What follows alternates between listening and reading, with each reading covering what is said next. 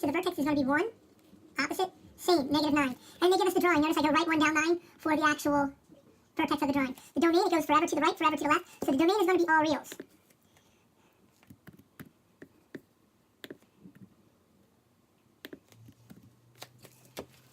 And it's nice to have that copy and pasted. The range, however, starts at the -9. Starts at the -9 and then continues upward. So the range is going to be inclusive of -9 and then go up to positive infinity.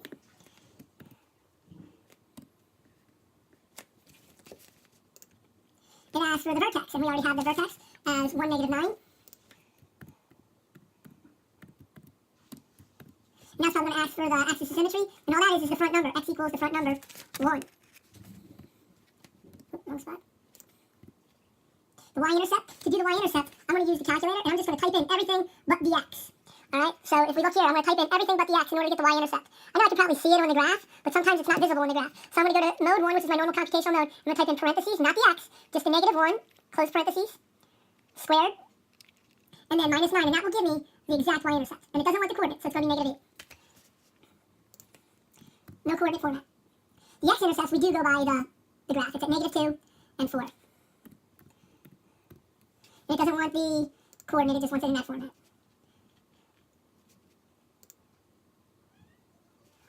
Right 8, down 6. Remember, that vertex is going to be opposite, same. So from that problem, it goes right 8, down 6 is the vertex. So which one of these graphs goes right 8? This one seems to go right 8 and down. This one goes left. Can't be that one. This one goes right and up. And notice there's no negative in front. It's a positive leading coefficient, so it's going to be concave up. It has to be choice B. Notice I went right 8, down 6. This one goes left 4, down 3. And it's a positive up front, so it's concave up. If it's concave up, it can't be A or D. And it goes left 4, down 3. It has to be choice B. They want me to graph this. It's already in vertex form, so it's going to be opposite same, so that's going to be -1, -3 as the vertex.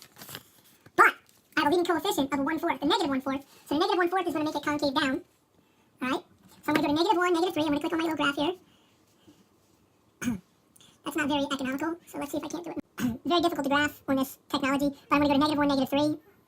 That's my vertex. Now, because of the 1/4, there's a little shortcut. I just go down 4, right 4. I'm going to go down 4, so that'll give me -5 and right 4. Or down 4 would give me -7, and right 4 would give me +3. So I'm going to look for -7.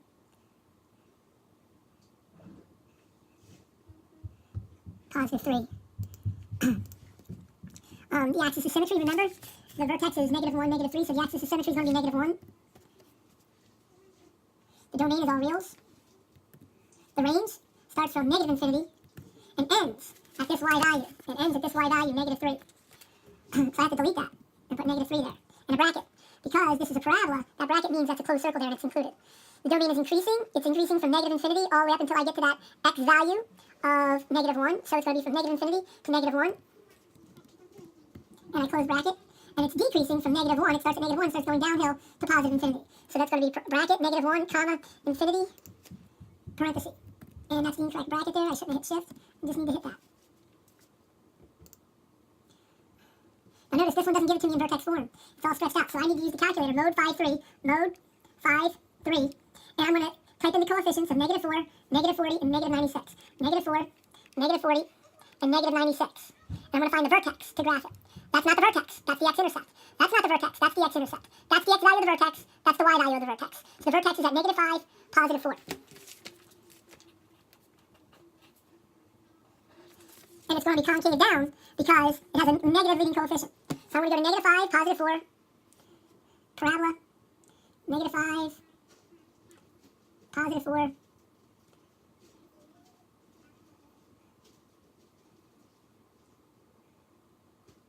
and now I'm going to go down 4 over 1.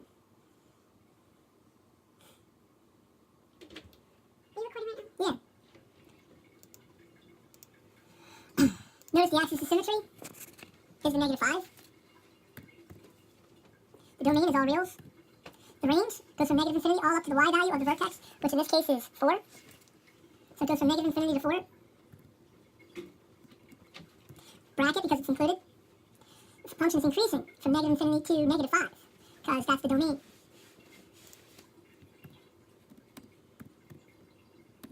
The function is decreasing from -5 in a bracket, bracket, -5 to +infinity.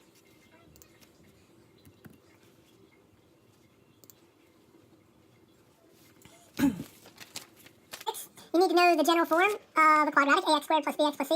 And if a is positive or negative, it determines if it's concave down, concave up, concave up. Okay? And then this, the part that goes in the discriminant of the quadratic formula, if that's positive, it's going to have two answers. It's going to intersect the x-axis in two spots. If it's negative, it's not going to intersect it at all. If it's zero, it's just going to barely touch. It's just going to barely touch. So in this particular case, it says that a is negative. So that means it's either going to be choice A or choice D. And then it says that b squared minus 4ac is positive. That means it's going to hit twice. It can only be choice A to meet those criteria. Same thing. This time a is less than 0, so that means it has to be concave down. And notice here it says that b squared is greater than 0 again, so that means it's going to hit twice, so it has to be choice C. Let me see if I had that first one right. It's the same question. Less than 0, greater than 0. Notice a is less than 0, that means it's concave down. This one goes pretty quick. Find two numbers whose sum is 16 and whose product is the maximum possible value when you multiply them. So all we do is cut that in half, and that's going to give us 8 and 8. But not as a coordinate, just 8 and 8. If they said 20, it would be 10 and 10. If they said 24, they said 24, it would be 12 and 12. Rocket ship problem. Okay, this is the rocket ship problem. There's a little hack to it, and the hack is understanding the drawing, and then what it's asking you. The first thing it asks you is to write a quadratic equation, and that's a little tricky, and it gives me two bits of information. The height of the building and how fast the rocket is flying when it leaves the building. Well, the height of the building, it says is 116 feet. I have that written down in my drawing. And then the speed, the initial velocity of the rocket when it leaves the building is 244 feet per second. Now this is an American problem, so it's in English units, or standard units, not metric. So for part A, we have to realize that the acceleration of gravity in America is negative 16. And it's a quadratic, t squared. Then I have to add the initial velocity, 244 t. Then I have to add the initial height, and the height of this building is 116. That's all I wanted for part A. Part B, part C, and part D. Here's the trick. I'm going to answer part D first, because part D wants to know when it hits the ground. And in order to do that, I'm going to pump this into mode 5-3. Mode 5-3. And my coefficients are going to be negative 16, 244, and 116. And here it comes. That there is how long it takes for it to hit the ground. 15.71. And if you look at the problem, it's the last thing it asks you. So for convenience, I'm going to say it hits the ground at 15.71 seconds. And ask me to round in nearest hundredths. The next question that it can answer, part B, is what's the maximum height? And how long does it take to get there? And that's in seconds. And looking at my mode 5-3, I hit equals again, and this number does not exist on my drawing. That represents this back portion of the path of the parabola if it was starting from the ground. But it's not, so this number has no use in our problem. And here it comes, there's my how long it takes to reach it. So it's 7.63 seconds. And then the maximum height is the y value, and that is going to be 1,046.25. So that answers two parts of that problem. Part C is the tricky part. They want to know how long it's above the ground at 874 feet. Well, the maximum height is 1,046. So there's going to be some interval in space where it's above this height that it gives us of 874. And they want to know how long it's going to be above the ground, the x values, the times that it's above the ground. So we're going to go to mode 5-3, but we're going to pack this again a little bit more. We're just going to hit AC once, and it takes me back to that. And notice it wants to know how long it's 874 feet above the ground, and the 116 is what we originally typed in. So we're going to scroll over to that 116 and do 116 minus 874. And now we're going to find our x values, x1 and x2 work in this.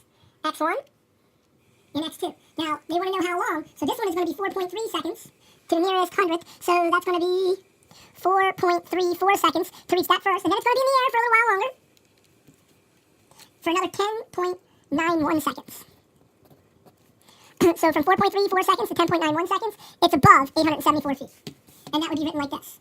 Interval notation, 4.34, comma, 10.91.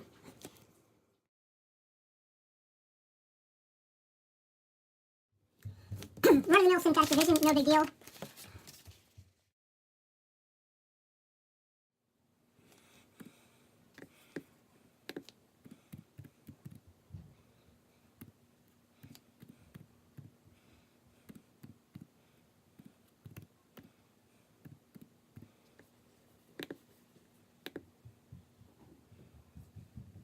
This time they want it in a strange format. Still do it synthetic, but the strange format's a little tricky. First off, when it gives you a k, you don't put the opposite in the backwards box. You actually just leave it. Do your synthetic, and notice now I get a 2x squared minus x plus 2 with the remainder of 10. Now in this format, that remainder of 10 just goes in the back, negative 10 goes in the back. And what they want you to put up front is what you're dividing this by, which is actually x plus 1. And that's your entry for this problem. You find the quotient using synthetic, you find the remainder, and then you have to figure out the opposite of that. And remember, that's what goes in the backwards box, the opposite of the linear factor.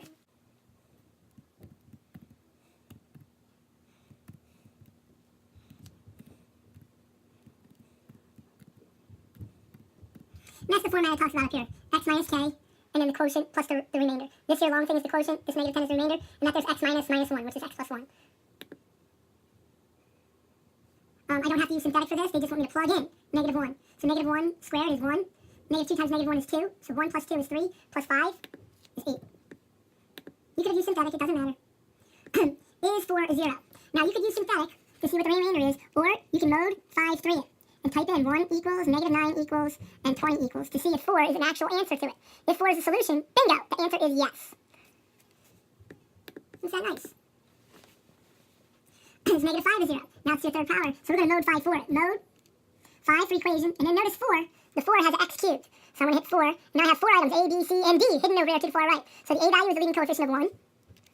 The next coefficient is 6, the next coefficient is 9, the next coefficient or the last coefficient is 20. Hit equals, I want to see if negative 5 pops up, and there it is, it's the first one. Could have asked me, oh, those are imaginary numbers, big decimals, but the negative 5 does show up, so the answer is yes.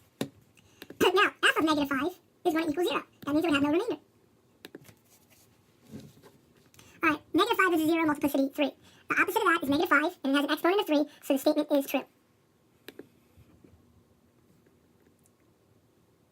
They want to know if negative 5 is a solution to this monstrosity. So in order for me to do this, I actually, to the fourth power, unless I have the white calculator, this calculator won't do to the fourth power, only do to the third power. So I'm going to actually have to implement synthetic.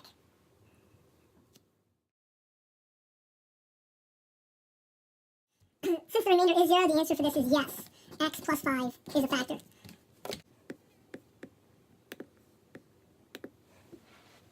They want me to factor this one completely. Again, I'm going to rely on the tech. I'm going to mode 5 for it. Mode 5 for. I'm going to type in the coefficients of 4. 17. Negative 39. And 18. Now, the answer, it's thinking, is negative 6. So a factor is going to be x plus 6. Negative 6 is not what they want. They want the linear factor, so it's going to be the opposite of that, x plus 6. Now I have another factor coming up, another answer. So let's see what the next answer is. 1. So I'm not going to type 1, I'm going to type x minus 1. I have another factor because it's to the third degree. Now, sometimes this one's a fraction or a decimal. 3/4. That's a little tricky. So if you get 3/4, you have to think of it as x equals 3/4. And you have to solve it to make a factor. So I'm going to multiply that 4 over, and that's going to give me 4x. And then I say, what's the opposite of adding 3? You subtract 3. And that would be my linear factor, 4x minus 3. You do the opposite of dividing, which is multiply, and the opposite of adding 3, which is subtracting 3. So that spot is going to give me a 4x minus 3 as my linear factor.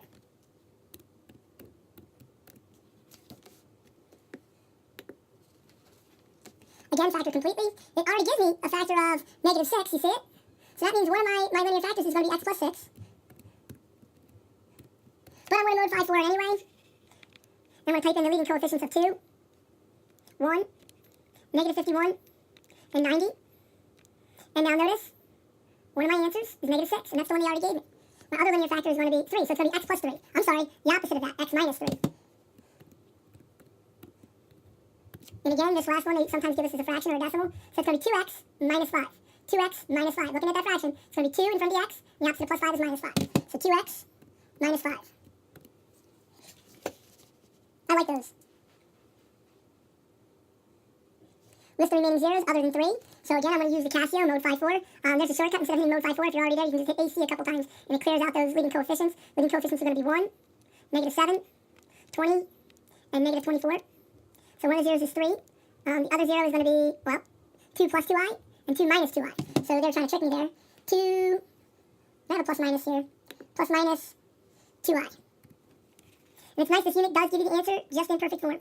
Again, that's the Casio, FX115ES.